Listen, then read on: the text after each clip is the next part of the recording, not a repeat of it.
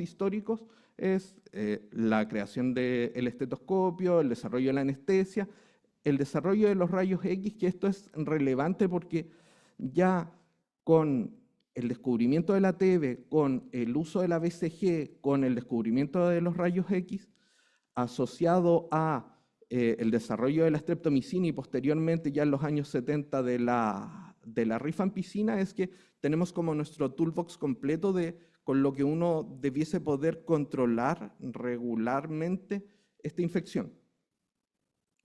¿Cuál es la importancia de la TB? Es que a pesar de que ya tenemos una vacuna que es útil en cierta edad hace más de 100 años y que tenemos terapia farmacológica hace más de 75 años, sigue siendo la principal causa de muerte a nivel mundial por patología infecciosa. Ha causado aproximadamente 1.000 millones de muertes en toda la historia y ya el 2023 volvió a ser, como les mencioné, la principal causa de muerte por patología infecciosa a nivel mundial. Había ido decreciendo su mortalidad hasta el 2020 y con la pandemia de COVID esto se nos tendió a descontrolar un poco y comenzó a aumentar nuevamente la mortalidad. Este es un mapa mundial donde podemos ver y compararnos con el resto del mundo. Podemos ver que dependiendo de cómo sea nuestra percepción del color, nuestro país está en tasas de incidencia que van de 0 a 9 o hasta 10 a 49 casos por 100.000 habitantes, lo cual en realidad si lo comparamos con el resto de los verdes del mapa no pareciera estar tan mal. Pero cuando lo cambiamos por un mapa de incidencia, nos damos cuenta de que en realidad la incidencia de la tuberculosis va aumentando en nuestra región y eso es relevante. ¿Cómo vamos en Chile? Estos son datos MinSal, fueron los últimos que encontré publicados hasta el 2023 y muestran lo mismo que se veía en los gráficos anteriores. La incidencia de TBC en nuestro país va aumentando y no es solo un tema de una fecha, un año, hay una tendencia clara. Respecto a cómo estamos como servicio de salud, tenemos una incidencia que es baja como servicio de salud. Esto igual no deja de ser llamativo porque es la segunda más baja. ¿Cómo interpretamos eso en nuestro contexto? Es una discusión que da para largo, pero lo relevante es que Chile igual va con tasas que van al alza, pensando en que la OMS planteaba en algún momento que pudiésemos llegar a tasas de menos de 10 casos por cada 100.000 habitantes. La OMS ha tenido estrategias que están enfocadas en ciertas columnas. Han ido variando. Hay algunas que están con fecha 2027, 2025, 2050, pero lo importante era avanzar en ciertos aspectos. ¿Qué aspectos en realidad? Disminuir la incidencia. ¿Y cómo nos ha ido en eso? Se supone que teníamos que disminuir la incidencia para el 2025 en un 80%, 75%, no recuerdo cuál era el número, pero vamos mucho peor de lo que se estimaba pensando en que el 2025 es este año. Y respecto a el resto de las coberturas, vamos bastante mejor, pero aún así da la impresión que estamos bastante lejos de lograr las metas propuestas por la OMS. Algunas cosas importantes respecto a la interacción del huésped y el patógeno. La tuberculosis, como todos saben, es causada por bacilos del complejo Mycobacterium tuberculosis. Se transmite principalmente por aerosoles y la localización más común es pulmonar hasta en el 70% de los casos. En Chile se estima que el 80% de los casos son de localización pulmonar.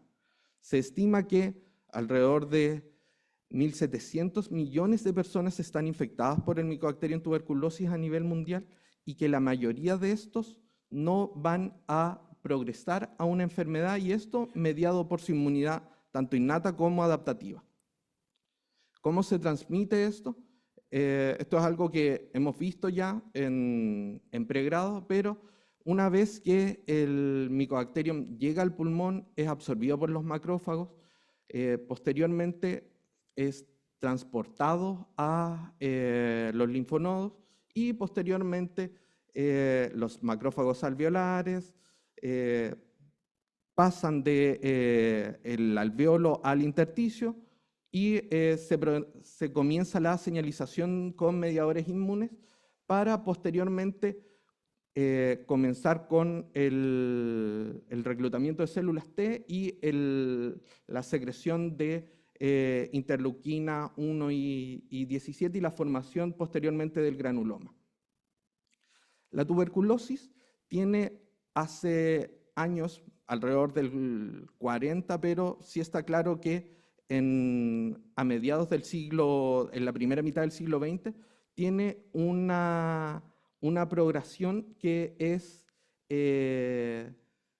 bifásica. Esto implica que no es lineal, no lineal en realidad. ¿Y qué quiere decir esto? Que puede progresar en una primera fase después de la infección hacia una tuberculosis primaria.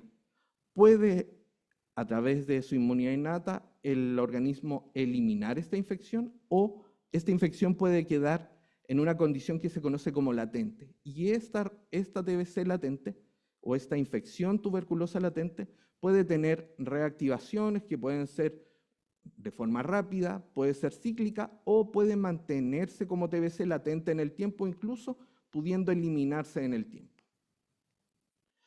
¿Hay dimensiones que podrían definir los estados de la tuberculosis? Estas dimensiones son básicamente estas 5. Hubo 7 en algún momento, pero han habido sistemas de clasificación, reuniones, Delphi y todo un sistema estandarizado para ir tratando de definir cuáles son las dimensiones que podían variar los estados de la tuberculosis.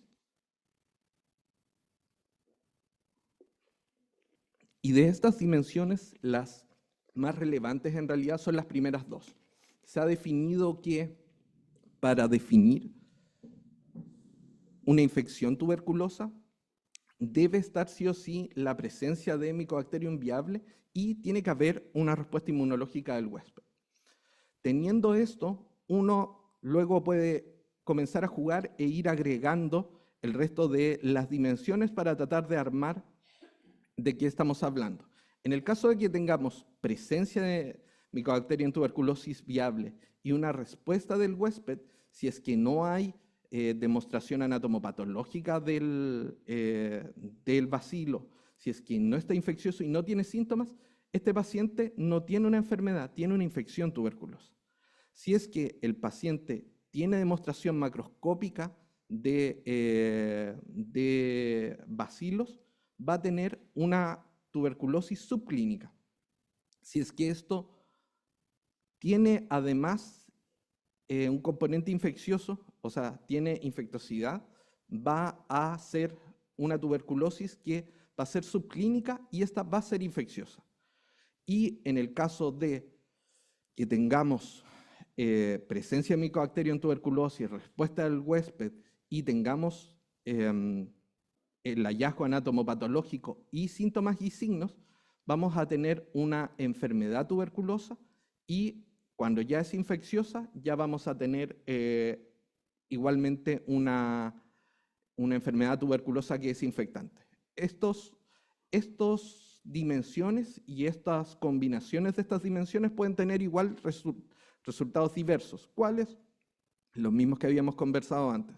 Puede tener una remisión, puede estar el paciente como infectado, como recuperado, puede quedar con una secuela de TB o puede morir por la tuberculosis. Vamos a revisar ahora